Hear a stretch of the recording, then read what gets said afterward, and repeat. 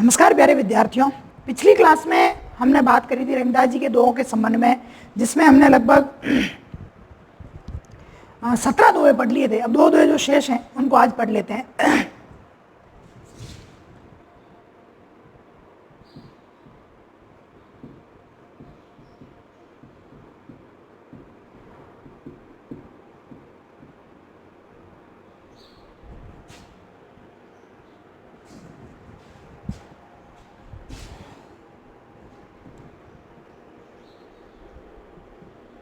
रही मन जिह्वा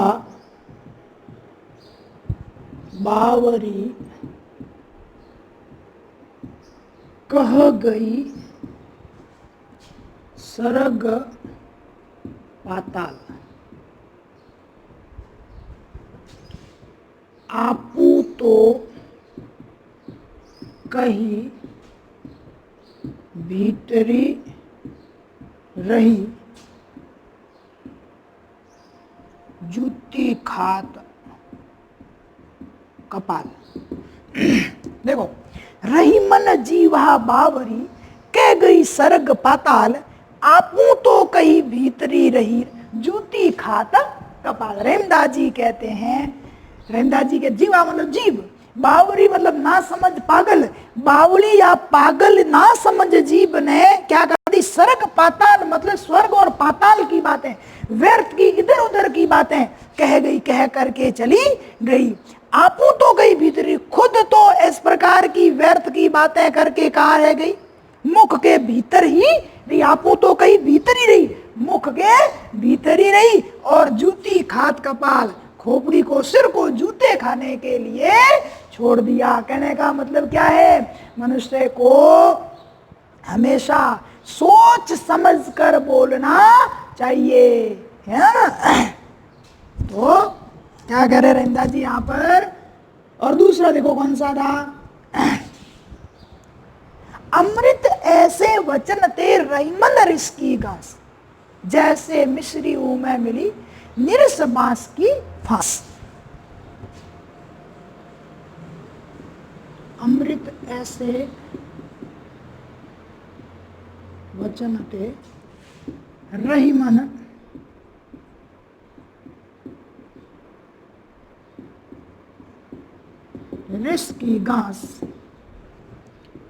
जैसे मिश्री में मिली निरस बांस की फांस। अमृत ऐसे वचन तेरे रहीमन रिस की घास। रहीमदास जी कहते हैं, अमृत के समान बोले गए वचनों के बीच, रहीमदास जी कहते हैं, रिस की घास, रीस जो है, क्रोध जो है, वो बाधा का काम करता है, गांठ का काम करती है। घास मतलब गांठ। जैसे किस प्रकार, यहाँ उदाहरण अलंकार का प्रयोग है, जैसे मिश्रियों में मिली, जैसे मिश्री में मिली हुई निरस बांस की फांस, रस से रही नीरस जो है बांस का अगर तंतु मिल जाता है, बांस की फांस आ जाती, टुकड़ा आ जाता है, तो फिर उस मिश्री का रस है वो क्या हो जाता है, नीरस हो जाता है। वैसे ही मीठे वचनों के बीच में, अमृत की समान बोले गए वचनों के बीच कभी क्रोध नहीं करना चाहिए, क्योंकि वहां क्रोध जो है वो क्या कर देता है, बाधा उत्पन्न कर देता है, यानी मीठे वचनों के बीच बाधा उत्पन्न कर देता है।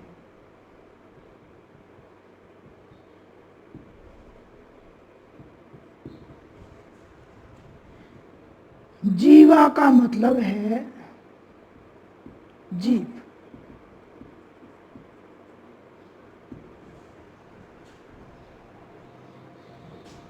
बावरी का मतलब है ना समझ कह दीजिए या पागल, समझती नहीं इसलिए व्यर्थ की बातें कह गई, कह कर चली गई। सर्ग पाताल मतलब है स्वर्ग और पाताल, मतलब इधर उधर की व्यर्थ बातें। आपू तो, आपू मतलब स्वयं, आप, खुद। तो कई, कई मतलब कहकर, उल्टा सीधा बोलकर। भीतरी रही, भीतरी मतलब भीतर, रही रही। जूती खात, जूती मतलब जूते, है ना। खात मतलब खाने पड़े या खाते हैं। कपाल मतलब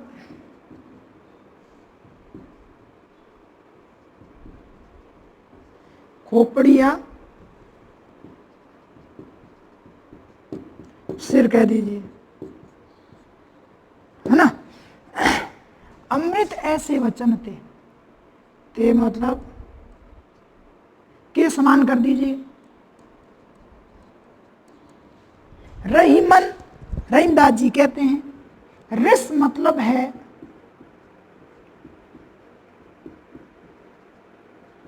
क्रोध, गास का मतलब है गांठ, बाधा।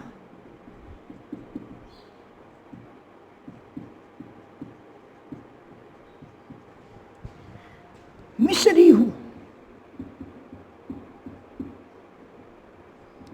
मिश्री जो मीठी है, शक्कर।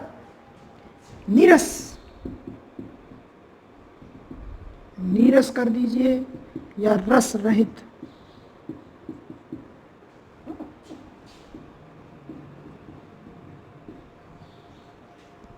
बांस की फांस मतलब बांस की लकड़ी का टुकड़ा।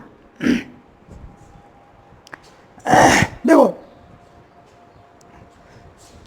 रहीमदास जी कहते हैं पागल या बावली जीव ने क्या कर दिया, स्वर्ग और पाताल की बातें कहकर चली गई, है ना। जीव जो है वो स्वर्ग और पाताल की बातें कहकर चली गई, इधर उधर की व्यर्थ बातें कह करके चली गई। आपू तो गई, आप तो कह करके भीतर ही रही और सिर को जूते खाने के लिए छोड़ दिया। दूसरा, अमृत के समान बोले गए मीठे वचनों के बीच रहीमदास जी कहते हैं क्रोध जो है वो बाधा उत्पन्न करता है, गांठ का काम करता है। जैसे मिश्री में मिली हुआ बांस का जो तंतु है वह क्या उत्पन्न कर देता है, उसमें नीरसता उत्पन्न कर देता है। उसके अंतर्गत उसका रस जो है वो या उसकी मिठास जो है वो कम कर देता है या गायब कर देता है।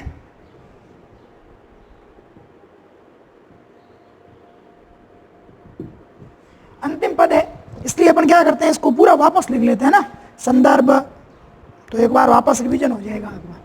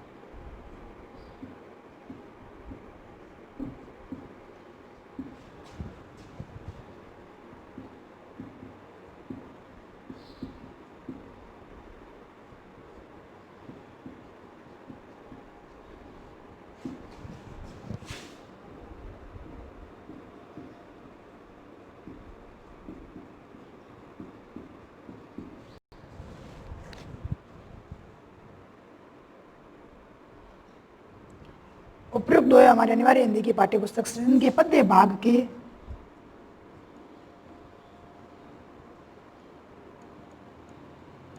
नीति के दोहे नामक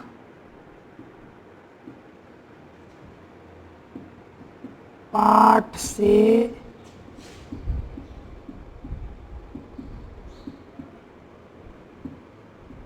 संकलित है।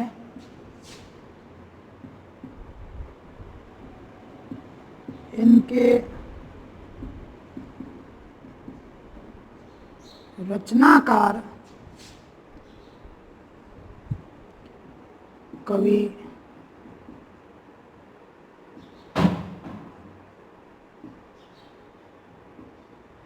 रहीम है।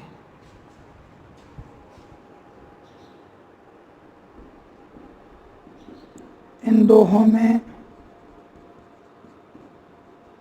कवि ने मनुष्य को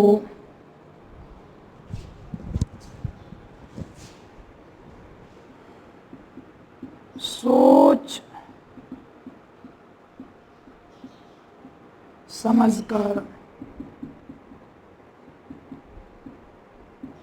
बोलने का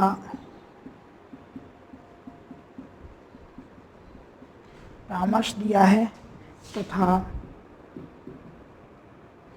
मीठे या मधुर वचनों के बीच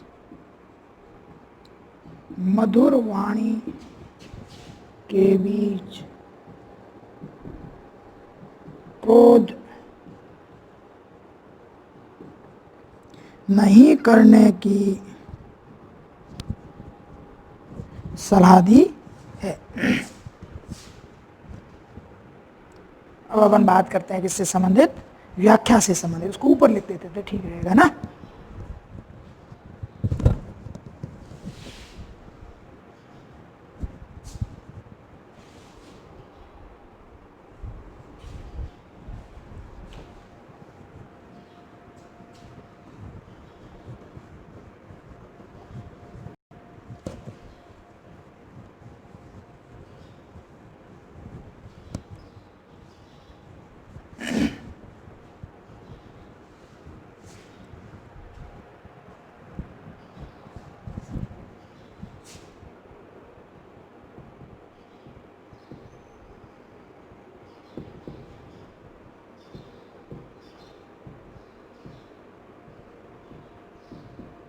उपर्युक्त दोहे में कवि रहीम कहते हैं कि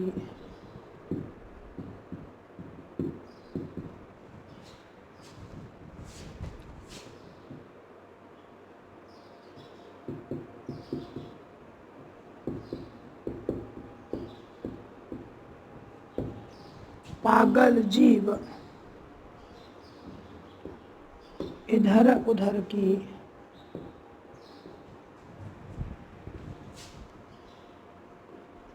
अनेक व्यर्थ बातें कहकर चलिए स्वयं तो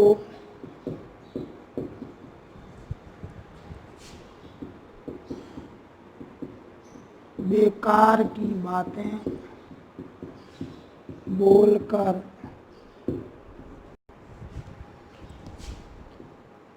मुख के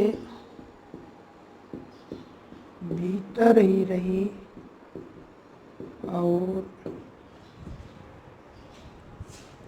सिर को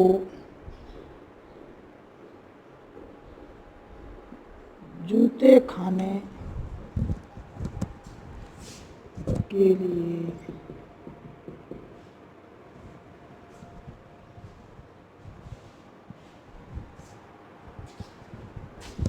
छोड़ दिया लिख दीजिए, या सिर जूते सिर को खाने पड़े लिख दीजिए ना, छोड़ा दिया। अतः मनुष्य को हमेशा सोच समझकर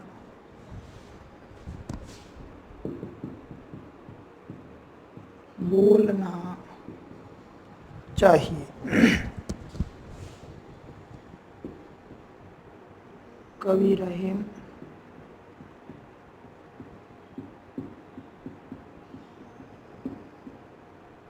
कहते हैं कि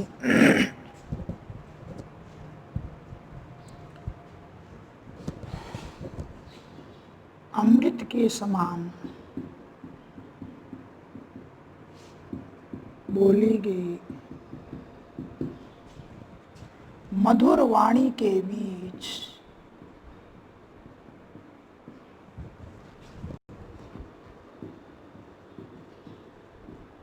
मनुष्य को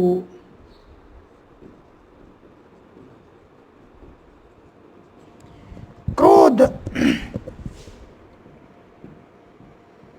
नहीं करना चाहिए, क्योंकि क्रोध मीठे वचनों में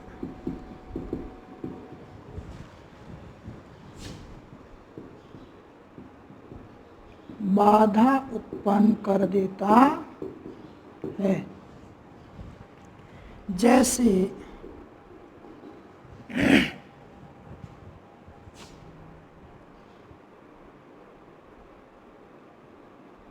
मिश्री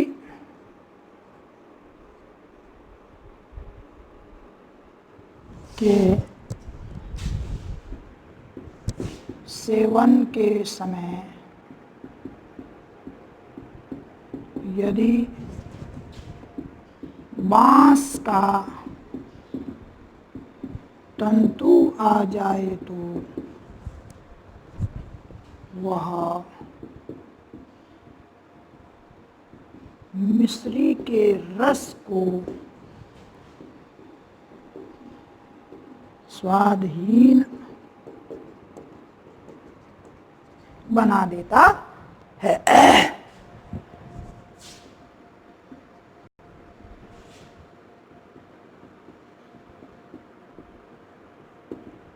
विशेष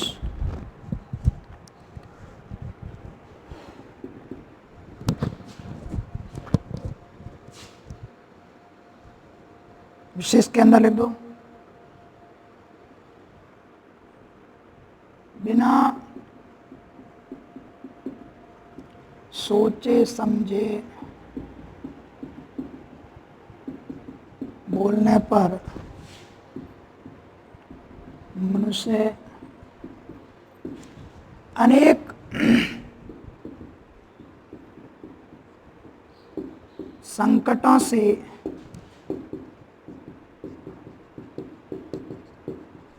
घिर जाता है।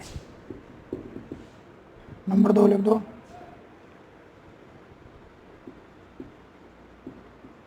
मधुर वचन हमेशा शांत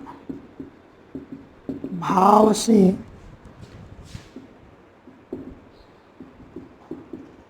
क्रोध रहित होकर बोलने चाहिए। बाकी वाले सेम है ना, पहले जो अपन ने लिखे थे। इसमें अलंकारों के अंदर ध्यान रखना, एक तो है उदाहरण अलंकार है, ठीक है ना, और बाकी वाले सेम है। मतलब एक तो अनुप्रास लिखना है आपको, दृष्टांत इसमें है नहीं दोनों के अंतर्गत, क्योंकि वहाँ इसमें उदाहरण हो गया और उसमें जो है वो बात पूरी की पूरी अन्योतिक तौर पर कही गई है। सिर्फ इस प्रकार से, यानी कि किसी प्रकार का उदाहरण या फिर किसी प्रकार का दृष्टांत उन्होंने दिया नहीं है।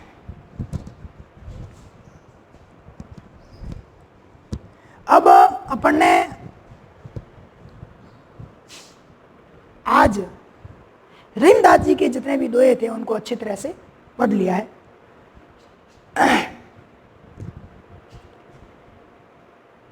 नेक्स्ट क्लास में अपन अगला पार्ट शुरू करेंगे। उससे पहले जब तक ये रहीमदास जी को आप अच्छी तरह से यानी कि पढ़ लोगे, और रहीमदास जी से संबंधित जितने भी प्रश्न व्याख्या के अलावा जितने भी बड़े प्रश्न या छोटे प्रश्न हैं, उन सबको मैं आपको लगभग 1-2 दिन के अंतर्गत उपलब्ध करवा दूंगा। धन्यवाद। आगे अपना नया टॉपिक रहेगा बिहारी दास, जिन्होंने नीति, भक्ति और श्रृंगार के दोहे लिखे। बहुत ही शानदार पाठ है, उसमें 20 दोहे हैं, ठीक है ना। मेरे को बड़े आनंद से पढ़ना है, हालांकि वो थोड़ा सा टफ है, लेकिन अपन बड़े आनंद से पढ़ेंगे उसको तो अपने आप एकदम से तैयार हो जाएंगे।